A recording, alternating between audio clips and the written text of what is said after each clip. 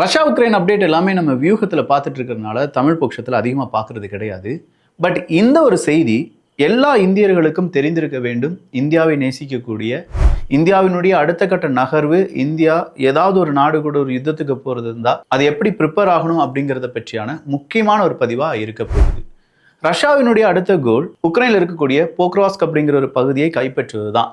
But இந்த புரோக்கியாஸ்க் அப்படிங்கிற அந்த பகுதியை கைப்பற்றுவதற்கு முன்பாக ரஷ்யா 2000 ட்ரோன்ஸை உக்ரைனுக்கு எதிராக ஏவி விடுவாங்க அப்படிங்கிற ஒரு தகவலை நேற்று வியூகம் பதிவில் நம்ம பார்த்துருந்தோம்.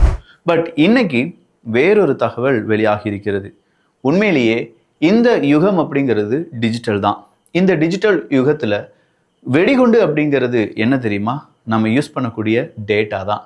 அது என்ன, எப்படி ரஷ்யாவுக்கு பெரும் பிரச்சனை வந்திருக்கிறது அப்படிங்கிறது எல்லாத்தையுமே இந்த ஒரு பதிவில் பார்க்க போகிறோம். அன்பு தமிழஞ்சங்களுக்கு தமிழ் பொக்கிஷத்தின் வணக்கங்கள்.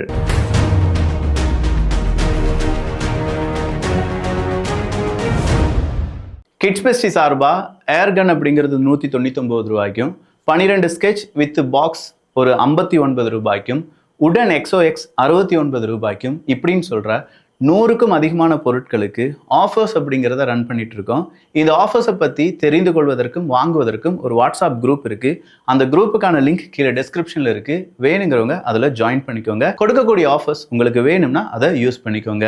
ரஷ்யா உக்ரைன் அப்டேட்ல ரொம்ப முக்கியமான அப்டேட் அப்படின்னு நம்ம பார்த்ததுனால தான் தமிழ் பட்சத்தில் பார்க்கிறோம். இதில் அமெரிக்கா, ஐரோப்பிய ஒன்றியத்துக்கும் அமெரிக்கா பிற நாடுகளுக்கும் இடையேயான அந்த போட்டியை நம்ம பார்த்தே ஆக வேண்டும். இப்போ உக்ரைனுக்கு உதவுறதற்கு நாடுகள் தயாராக இருக்கா அப்படின்னு கேட்டால் நாடுகள் தயாராக இருக்கு. ஆனால் உதவிகள் செய்யும் அளவுக்கு உக்ரைன் பெரிய அளவில் கிரெடிபிள் சோர்ஸ் எதுவுமே காண்பிக்கல. ரஷ்யாவுக்கு எதிராக நாங்கள் இந்த மாதிரி அட்டாக் செஞ்சுருக்கோம், இவ்வளவு இழப்புகளை ரஷ்யாவுக்கு கொடுத்திருக்கிறோம் அப்படின்னு சொல்லி ஒரு 4-5 வாரங்களில் உக்ரைனால் எதுவுமே காண்பிக்க முடியலை. இந்த யுத்தம் தொடங்கி கிட்டத்தட்ட 52 வாரங்களுக்கு மேலே மாறிடுச்சு. இந்த 52 வாரங்களுக்கு மேலே உக்ரைன் சொல்லியிருக்கக்கூடிய ரொம்ப முக்கியமான அப்டேட் தான் ஒரு ட்ரோன் ஃபேக்ட்ரியை நாங்கள் தகர்த்து எரிந்து விட்டோம் அப்படிங்கிறது. ஸோ இந்த ட்ரோன் ஃபேக்ட்ரியை நாங்கள் தகர்த்து விட்டோம் அப்படிங்கிற ஒரு செய்தியை உக்ரைன் கண்டிப்பாக ஆம்பிளிஃபை பண்ணுவாங்க.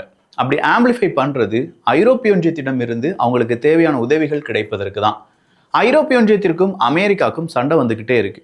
குறிப்பாக அவங்களுடைய ட்ரேடு டீலை நீங்கள் எடுத்து பார்த்தீங்கன்னா 2 நாடுகளுமே சண்டை போட்டு ஒரு கட்டத்தில் கவுண்டர் மெஷர் அப்படின்னு சொல்லி ஐரோப்பிய ஒன்றியம் அமெரிக்காவுக்கு எதிராக திரும்பினாங்க.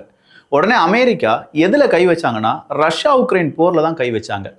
உக்ரைன், ரஷ்யா, ஐரோப்பிய ஒன்றியம், இது ஐரோப்பிய ஒன்றியத்துக்கான யுத்தமே தவிர அமெரிக்காவுக்கான யுத்தம் கிடையாதுன்னு சொன்னாங்க. இதை ஜேடி வான்ஸ் அவர்களும் உறுதியாக நம்பினார்.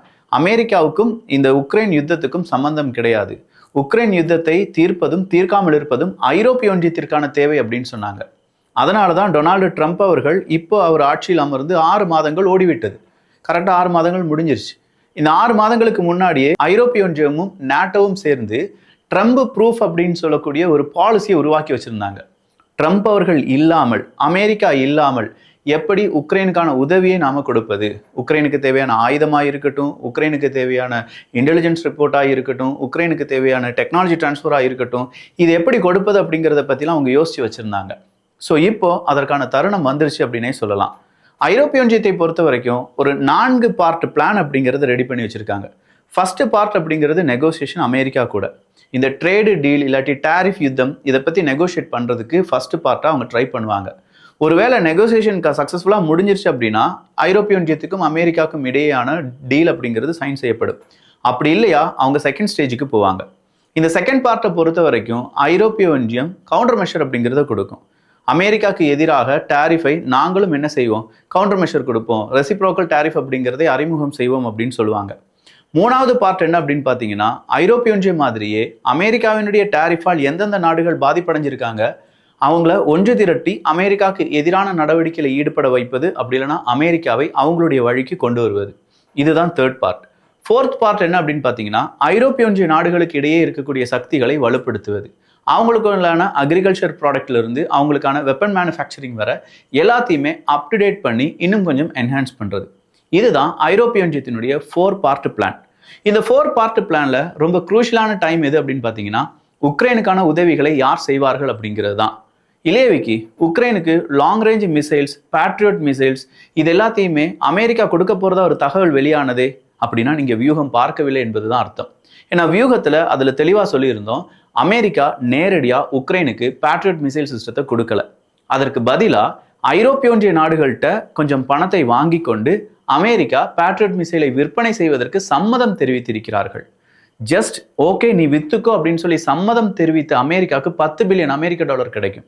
இந்த $10 பில்லியன் வெப்பனை வாங்கக்கூடிய உக்ரைன் கொடுப்பாங்களான்னு கேட்டா கிடையாது. இதுக்கு நடுத்தரகரா இருப்பது யார் அப்படின்னு பார்த்தீங்கன்னா ஐரோப்பிய ஒன்றிய நாடுகள். ஐரோப்பிய ஒன்றிய நாடுகள் $10 பில்லியன் அமெரிக்காவுக்கு கொடுத்து அமெரிக்காவினுடைய பேட்ரியட் மிசைல் சிஸ்டம் எந்தெந்த நாடுகள்கிட்ட இருக்கோ அந்த நாடுகள்கிட்ட வாங்கி அதை உக்ரைனுக்கு கொடுக்க போறாங்க. ஸோ உக்ரைன் இந்த யுத்தத்தில் ஜெயித்தே ஆக வேண்டும் அப்படிங்கிறது உக்ரைனுடைய குறிக்கோளோ என்னவோ கண்டிப்பா ஐரோப்பிய ஒன்றியத்தினுடைய குறிக்கோள். அப்படிப்பட்ட உக்ரைன் நாங்க ஒன்றை சாதிச்சிருக்கோம், அதனால எங்களுக்கு இன்னும் கொஞ்சம் ஃபண்டு வேணும் அப்படின்னு சொல்லி ரொம்ப ஸ்ட்ராங்கா ஒரு விஷயத்தை வச்சு கேட்க போறாங்க. அதுதான் டிஜிட்டல் யுத்தம். ஃபியூச்சர் இஸ் டிஜிட்டல் அப்படிங்கிறது எல்லாருக்குமே தெரியும்.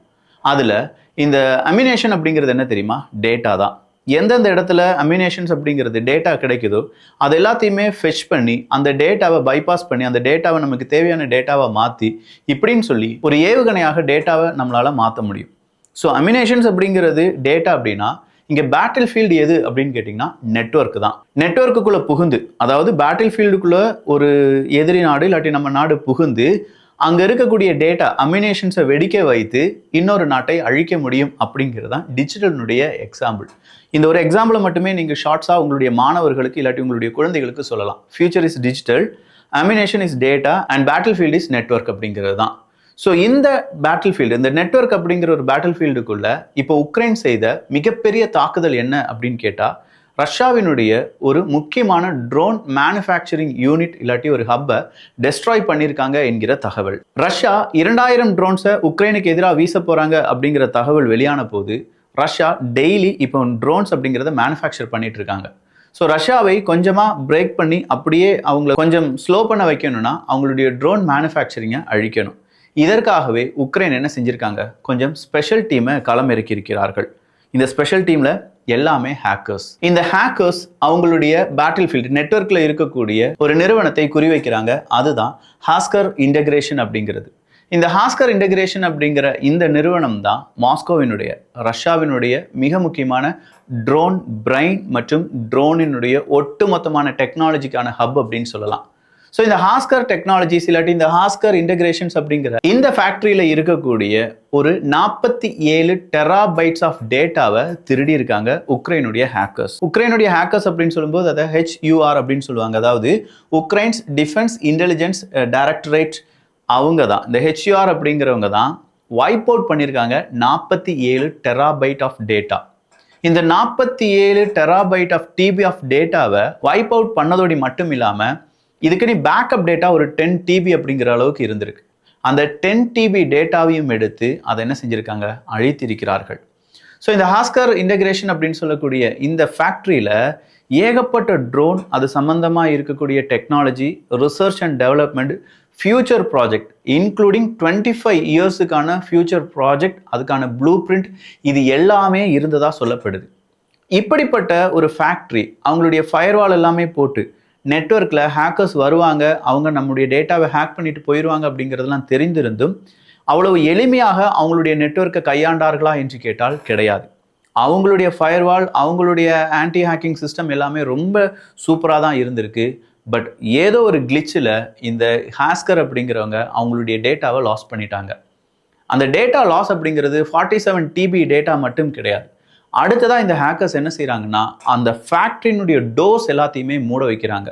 ஸோ அந்த ஃபேக்ட்ரியினுடைய டேட்டா ப்ளஸ் அந்த ஃபேக்ட்ரியினுடைய ஒட்டுமொத்தமான ஸ்ட்ரக்சரல் டேட்டா, டோர்ஸ் எங்கெங்கே இருக்குது, வென்டிலேஷன் எங்கே இருக்குது, ஏசி எங்கே இருக்குது, அதை எப்படி ஆப்ரேட் பண்ணுறது அப்படின்னு சொல்லி ஒட்டுமொத்தமான டோர் அப்படிங்கிறது கொஞ்சம் கொஞ்சமாக லாக் ஆகுது. அடுத்ததாக அதனுடைய ப்ரொடக்ஷன் லைன்ஸ் அப்படிங்கிறத நிப்பாட்டுறாங்க.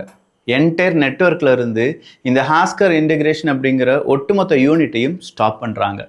பிரைன் அண்ட் மெமரி ட்ரோன், மாஸ்கோவினுடைய ட்ரோன் பிரைன் அண்ட் மெமரி அப்படின்னு சொல்லி அழைக்கக்கூடிய ஹாஸ்கர் இன்டகிரேஷன் அப்படிங்கிற அந்த நிறுவனம் டோட்டலாக அவுடேட்டடாக மாறுது. அங்கே சின்ன சின்ன ஃபைல்ஸ் தீப்பற்றி எரிய ஆரம்பிக்குது. காரணம் என்ன அப்படின்னு கேட்டால் அது எல்லாத்தையுமே ஹாஸ்கர் இன்டகிரேஷன் அப்படிங்கிற அந்த நிறுவனம் செஞ்சு வச்சுருக்காங்க. எதிரி கையில் இந்த டேட்டா கிடைக்கக்கூடாது, அப்படி கிடைக்கும் பட்சத்தில் அது தானாக தன்னைத்தானே அழித்து கொள்ள வேண்டும் அப்படிங்கிற மாதிரியான யூனிட் எல்லாமே இருந்திருக்கு. அந்த யூனிட் காரணமாக அங்க தீ விபத்துகள் அப்படிங்கிறதும் ஏற்பட ஆரம்பித்திருக்கிறது. லைமன் டு பாக்முத் பகுதி வரை நம்ம பார்த்தோம்னா ரஷ்யாவினுடைய ஃப்ரண்ட் லைன்ல இருக்கக்கூடிய பல ட்ரோன்ஸ் அதை மேனுஃபேக்சர் பண்ணது, அதில் இருக்கக்கூடிய டேட்டா, இது எல்லாமே இந்த ஹாஸ்கர் இன்டகிரேஷன் அப்படிங்கிற அந்த நிறுவனத்திடமிருந்து தான் இருந்துச்சு. அப்படிப்பட்ட நிறுவனம் தான் இப்போ அவங்களுடைய டேட்டாவையும் அவங்களுடைய ட்ரோன் மேனுஃபேக்சரிங் அப்படிங்கிற ஒட்டுமொத்தமான ஹப்பையும் இழந்து நிற்கிறார்கள். இதை HUR அப்படிங்கிற ஒரு அமைப்பு மட்டும் தனியாக செய்யலை. இது ஒரு ஜாயிண்ட் ஆப்ரேஷன் அப்படின்னு சொல்லலாம். இந்த ஜாயிண்ட் ஆப்ரேஷனில் BO டீம் அப்படின்னு சொல்லி ஒரு ஹேக்கர்ஸ் டீம் இருக்கு. அந்த டீமும் இதுக்குள்ள இருந்திருக்காங்க. அதே மாதிரி உக்ரைன் சைபர் அலைன்ஸ் அப்படிங்கிறவங்களும் இருந்திருக்காங்க. இது ஒட்டுமொத்தமாக ஹாஸ்கர் இன்டகிரேஷனுடைய டிஜிட்டல் ஸ்ட்ரக்சரை அழித்து ஹாஸ்கர் இன்டகிரேஷனுடைய அடுத்த கட்ட நகர்வு அப்படிங்கிறது எல்லாத்தையுமே தெரிந்து கொண்டு அதை ஸ்டடி பண்ண பிறகு அந்த டேட்டாவினுடைய பேக்கப்பை உக்ரைனுக்குள்ள கொண்டு போன பிறகு தான் இந்த டேட்டா டிலீஷன் அப்படிங்கிறது எல்லாத்தையுமே செஞ்சிருக்காங்க உக்ரைனுடைய ஹேக்கர்ஸ். இன்டர்நெட் ஆக்சஸ் அப்படிங்கிறத ஃபர்ஸ்ட் ரத்து பண்ணியிருக்காங்க. அடுத்ததா அக்கௌண்ட் சிஸ்டம் அப்படிங்கிறத டோட்டலா வாஷ் அவுட் பண்ணியிருக்காங்க. டெவலப்மெண்ட் லேப்ஸ் அப்படிங்கிறத ஃப்ரோசன் பண்ணியிருக்காங்க. எலக்ட்ரானிக்ஸ் லாக்ஸ் மற்றும் பிசிக்கல் பாயிண்ட்ஸ், என்ட்ரி பாயிண்ட்ஸ் எல்லாத்தையுமே அவங்க லாக் பண்ணியிருக்காங்க.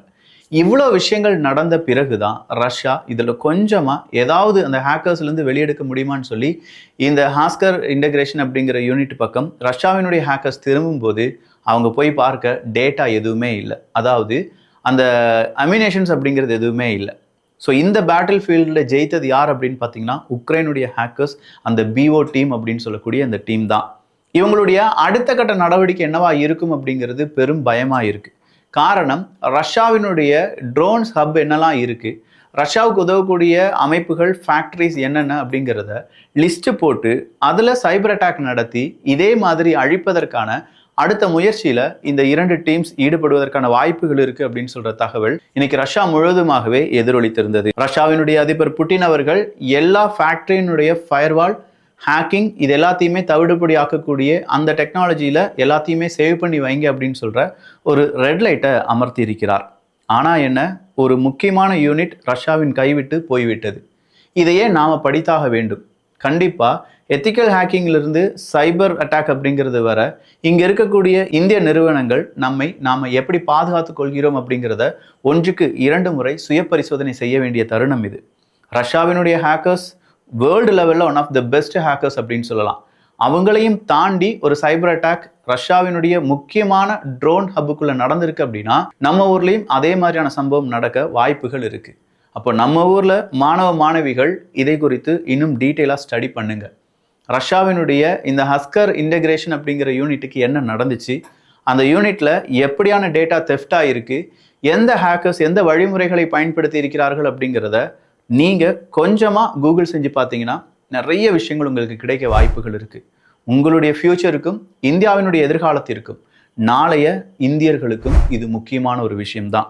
உங்களுடைய டெடிகேஷன், உங்களுடைய ஃபயர்வால் திட்டங்கள், உங்களுடைய ஹேக்கிங் டெக்னாலஜிஸ், நீங்கள் ஹேக்கிங்கில் எந்த அளவில் இருக்கீங்க அப்படிங்கிறது எல்லாமே நாளைய தலைமுறைக்கு பாதுகாப்பாகவும் இருக்கலாம், அதே நேரத்தில் அச்சுறுத்தலாகவும் இருக்கலாம். எந்த பக்கம் நீங்கள் நிற்க போகிறீங்க, கிரீன் ஆர் ரெட், உங்கள் கையிலேயே உங்களுடைய முடிவுகளை விட்டுவிடுகிறோம். நாட்டுக்காக நீங்கள் உழைக்க வேண்டும் என்றால் நிச்சயமா இந்த டிஜிட்டல் உலகத்தில் நாட்டை பாதுகாப்பது எப்படி அப்படிங்கிறத பற்றி படித்து தீர வேண்டும்.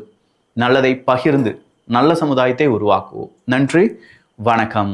கிட்ஸ் பெஸ்டி சார்பா ஏர்கன் அப்படிங்கிறது 199 ரூபாய்க்கும், 12 ஸ்கெட்ச் வித் பாக்ஸ் ஒரு 59 ரூபாய்க்கும், உடன் XOX 69 ரூபாய்க்கும் இப்படின்னு சொல்கிற 100க்கும் அதிகமான பொருட்களுக்கு ஆஃபர்ஸ் அப்படிங்கிறத ரன் பண்ணிட்டு இருக்கோம்.